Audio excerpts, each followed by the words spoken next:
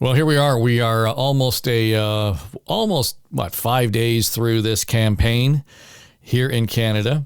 And I heard somebody talking earlier today. It feels like it's been 1,000 days already, just given the pace and mostly the struggle to find the thread that, leads to some level of narrative. John Wright here, Dave Trafford. It's the WRIT Race. And we will be here on a daily basis right through until Election Day. And I guess, John, it's probably worth pointing out that it won't just be you and me. We'll spend some time bringing in some other voices who have not partisan perspectives, but their analysis, I think, will be really important. I'm looking forward to that. We have some pundits, we have journalists, we've got other luminaries who are really, I wouldn't call them partisan at all. They may even be part of a party, but they seem to be very balanced. So I think if we have an extra voice every day beginning next week sometime, I think that's going to give different perspectives. But deliberately for this first week, you and I have been trying to lay out the framework for what we're starting to see. But I think come Sunday, based on what we're seeing in some of the polling, next week will be a time when we get early results in for the first time on where the polls are in the horse race. And also we'll see some adjustment in the parties depending upon what they come out of on the weekend, what they've seen the week before. And I do want to get to the polling that we kind of left people hanging with at the end of the last episode yesterday. But one of the things I want to, and maybe we'll get a chance to talk to Keith Leslie about this tomorrow when we dial him into the conversation vis-a-vis the political background as far as the provinces are concerned. Mr. O'Toole in Quebec today and was talking a lot about this 100-day plan, and in terms of how he was going to come up with a plan to be able to say, here's the framework for sort of almost Quebec nationhood, if you will, in terms of what they would be allowed to do. And that was going to cover everything from taxation to immigration and, all those sorts of things that have been kind of knots in everybody's hairs over the last 50 years in the constitutional conversation that we've been having. My sense of this is, and as I heard people talking about it, well, Alberta's going to put their hand up and say, what about me? What about me? Against the backdrop of what happened in Nova Scotia this week, is there such a thing as a national platform? Do the parties have to be looking at campaigning regionally? And to hell with what Alberta thinks about what's going on in Quebec. Half the folks in Alberta are going to vote Conservative anyway. He has to dial in, for example, on the needs of the people in Quebec and their interests and their requirements, which are different from the people who live in the Northwest Territories or British Columbia. Are we at a point where they have to start to see a national campaign that's broken down regionally? Well, I remember the first time doing media analysis was for the 1988 election campaign, and it was Brian Mulroney's second majority government, but it was the very first time that people could be speaking in one part of the country on one thing and then speaking in another part of the country later that day on a completely different issue. And by the end of the campaign, that had kind of broken down. It was the beginning of the end of that era and the beginning of now, where what you say in Quebec does matter immediately in other parts of the country. Also recognizing that you've got to have a very specific storyline in Quebec. Everybody does. The Prime Minister speaks French without answering the English questions there. You know what I mean? Like it's all knit up for that particular province. What I find most of the party leaders do is have a general theme that they try to have for the rest of the country. Quebec may be different because they're dealing with the Bloc Québécois, but there's a general theme for the rest of the country, and then they use the individual provinces as foils often for what they want to do. For instance, Jagmeet Singh is in Alberta today, and he's using the backdrop of Jason Kenney and what has happened in the healthcare system to promote more of what he wants to do to deliver healthcare to the provinces and to put an emergency fund together to put nurses and other workers to work when they're needed. So he uses that as a backdrop, as a foil. We saw in the last campaign where the Prime Minister came into Ontario and used Doug Ford every chance he could as a foil for the background.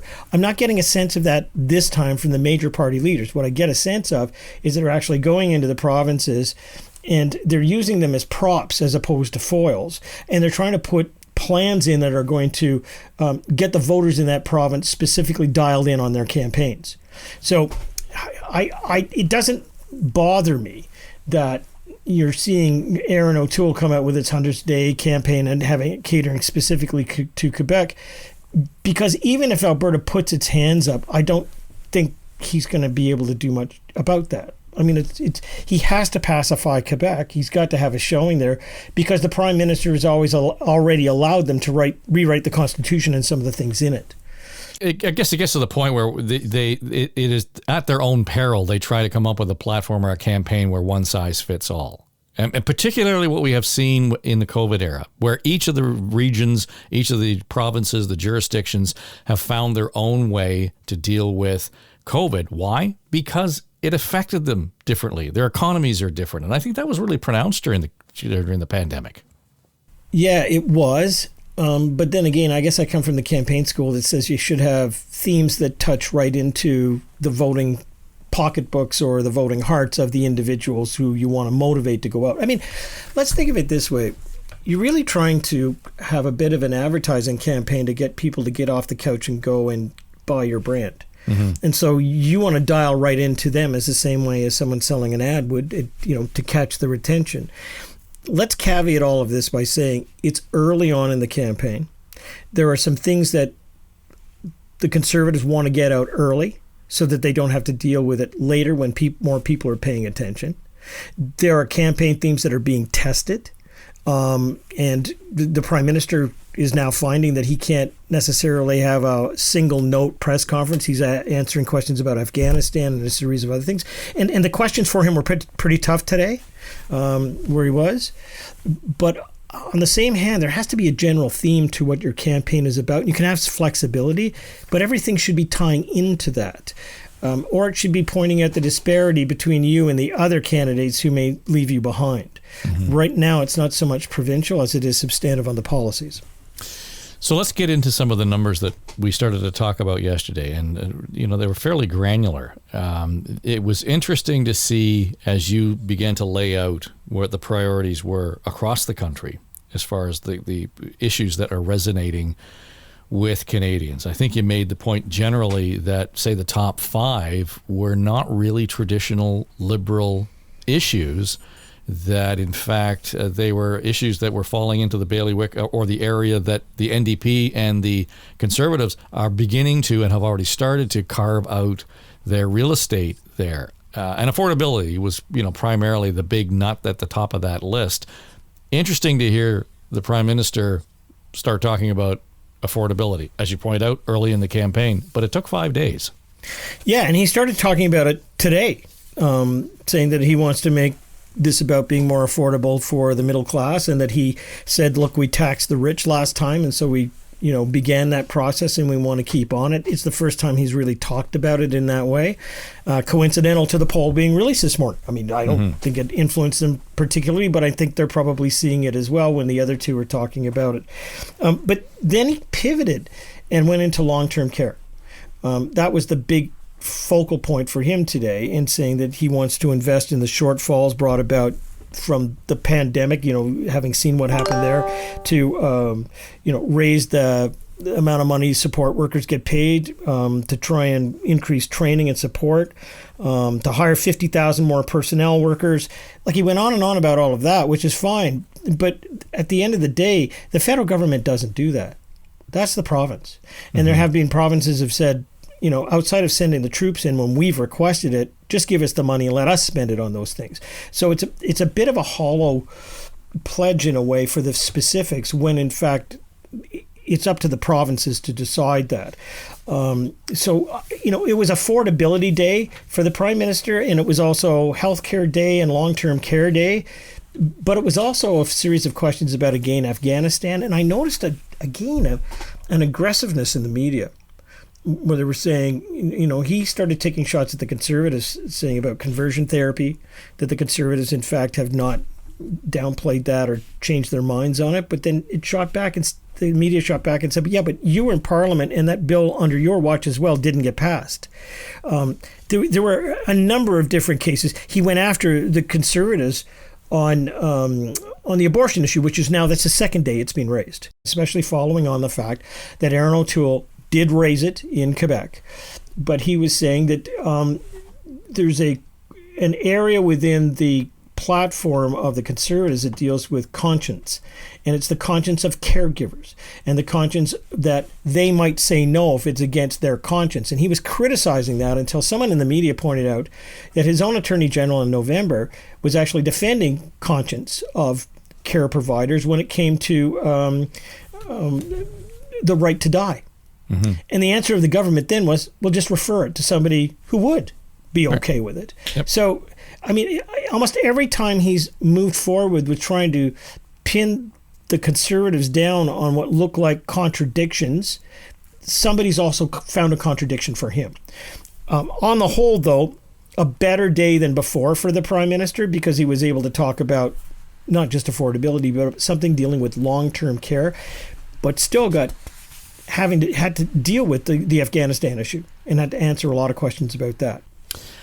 Let's go through the polling numbers that you came up with, and particularly in terms of how you saw it break as far as the fodder or the whatever arrows in the quiver, whatever you want to call it, for each of the party leaders. Is there something in there that surprised you at all? I think there was a lesson in it more than surprised, and that was that some of the issues that the Liberals are staking a lot on are not the ones that are driving people personally to shape their own vote to go to the ballot box. Mm. So, for instance, if you talk about and ask people whether or not low-cost daycare programs, provided by your province with the funding from the federal government, only 2%, in fact, note that as being a really game changer for them, which goes back to the point I made earlier, and that is I think you have to frame that as part of an affordability issue. Right. So it's not kind of like we're going to deliver, daycare to you, and that's the reason to vote for us. It's more of affordability is important, and this is what it's going to do. It's going to liberate you to go and have a job and be able to contribute to the economy and to be able to have a peace of mind that the money you're saving, in fact, can be used for other things. So that it's not having resonance as an individual issue, but it's more of a package. The second thing is that I really, when I look down a lot of these pieces, they're not about anything that the government has done. It's about more of what the government will do. And I think there's a lesson in that given what we just saw in Nova Scotia, where, there was a lot made of the fact that Nova Scotia had a great period of time in working through the pandemic. But it was more of, what are you going to do in terms of me going forward, investments in the healthcare system and a series of other things. And it didn't have the same traction when the government was kind of saying, this is what we did during the COVID period. So again, I look at these numbers and it doesn't necessarily surprise me, but what I'm seeing here are things in the rearview mirror. I mean, people would say, well, the Indigenous issue is a big issue and it's, it'll help me make my decision. Only 7% say that it's an issue at all to them across this country. So these are planks that the federal government have said are the strong points of what they are bringing to the table for an election. Like, these are table stakes, right? But they're not looking forward. And I think that is something that surprised me the most here, that even knowing that from the polling that I'm doing, I mean, if their people are seeing this, I'm a bit still a little surprised that they haven't framed things around the top issues and we're still playing with the bottom issue planks. Yeah, it's almost to your point where rather than making an emotional debate, they're tending to the logic of this. We've done a great job so far, so why wouldn't you keep us going? And I think the Indigenous file is a great one. The emotional outpouring and the response to that story, since it really elevated May, June, July, to me, a little surprising that it drops down on that list. But it begs for me the question, John, is what do Canadians expect, I guess, government to do about some of these issues, to your point, moving forward? So how much of that is, show me as opposed to it's not important? I think a lot of it is character. Mm-hmm. Jagmeet Singh had an interesting point in Alberta today where he basically said the Prime Minister and Jason Kenney are one and the same. They just talk a good show when it comes to racism and online hatred, and they don't do anything about it. And like to frame the prime minister as that's a big thing that he's, has gone to, funerals, and he's gone to great lengths to try and say that hate is a big issue in our country. But you look here in this list and you say, yes, it's a big issue, but 3% of people say that that's going to be driving their ballot question. So I think it's more about the character as opposed to the very specific issue when it comes to those things. But again, I look at all these issues. I invite anybody to go to our Maru website and download all of this stuff. What they'll see for themselves there are at least 14 planks here in the ones that we measured that the Liberals could be owning that are in the bottom tiers of what Canadians think are important to shape their vote. So again, I think that this is really important. It's surprising that the Liberals haven't seen that and adjusted to move forward with a much stronger approach on a whole lot of these things. Mm-hmm. So, and you've already said this, we're looking sort of end of the first week, everybody will take a pulse. We'll kind of get a sense of this. Do you expect a radical, obvious shift Monday morning? Will this be a slower drip? Well, I think there's going to be more of an abrupt change, and I think it'll come from the Liberal Party. Ipsos was out with some polling. A couple of other firms have been out with some polling, Main Street, in the last 24 hours, and what they've been showing is a slip of about 5 points on the top for the Liberals, which is the same as what Nick Nanos was showing. So it is happening there. And then you look into the province of Ontario and you see, well, how are they doing there? Because that's the breadbasket. Well, the Liberals are about 41% versus about 31% or so. That sounds like a big gap, but it's not enough. It's not enough for a majority. It's soft. So I think they're going to have to strengthen it coming this week, and maybe it's going to be in the form of attacking.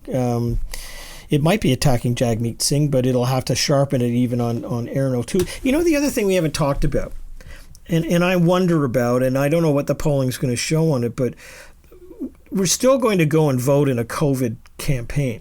Mm-hmm.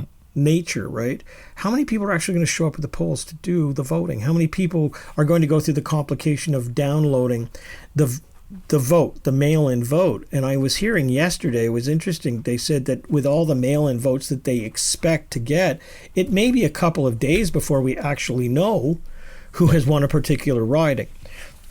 So it's not just about the engagement on the issues, it's whether or not people are going to show up. And if I'm a bit confused in terms of who it might be, because mostly older people show up at the polls to vote the Conservatives, and you got to get young people to come in to vote for the Liberals. If the young people are not going to go to the polls because of COVID or because they're concerned about it or whatever, in other words, if there's a barrier for them to actually go out and vote, and it might just be the same way with older folks who don't want to be exposed to it, but that'll be an interesting impact on all the numbers that we're seeing. I don't know how much of a wild card it is, but when I heard yesterday that it may take days for some of the votes to be counted, it struck me that the turnout itself may affect the actual outcome of this in a different way than we've ever seen before. Yeah, even if you look at the raw number in the end, you might still have a similar voter turnout, but to take your polling analogy where different methods have different biases built in, so it feeds into a different element of or demographic of the voter, then even if the line looks status quo from the last one, you might have a very different outcome just because of who's using the mail-in ballot versus who gets to go in person to the polls. Well, and what a weird campaign this is. I mean, we have the federal Conservative leader doing almost everything virtual. Mm-hmm. Call-in shows and things like that. We don't have big crowds behind people. We don't have rallies. We have, Anna May Paul is in one place, and part of that is because they don't have the money to go other places, but she is not only talking about other issues, but she's just kind of stationary, and her presser yesterday had one person standing up behind them with one sign that was kind of blocked away. It's a very, even knocking on doors and going canvassing and things like that, a very, very different circumstance. So I think it goes full circle to what we started off talking about. Is anybody really paying attention to this? Maybe not, but the political people are. And they'll be paying attention to the polls that say this is what people think are important. And the question is whether or not their campaigns are dialed in on that. Because at the end of the day, that's what people are going to vote on. And trying to get the vote out this time, that'll be a very interesting challenge to watch. And hopefully it'll be because they've got, the propulsion is going to be in the issue that they're tapping into. All right, well, let's leave it there. Tomorrow we'll pick up on some of the provincial nuances. Keith Leslie will join us, and we'll add his voice to the racket here. This is the WRIT Race. He's John Wright. I'm Dave Trafford, and it is an Eye Contact podcast.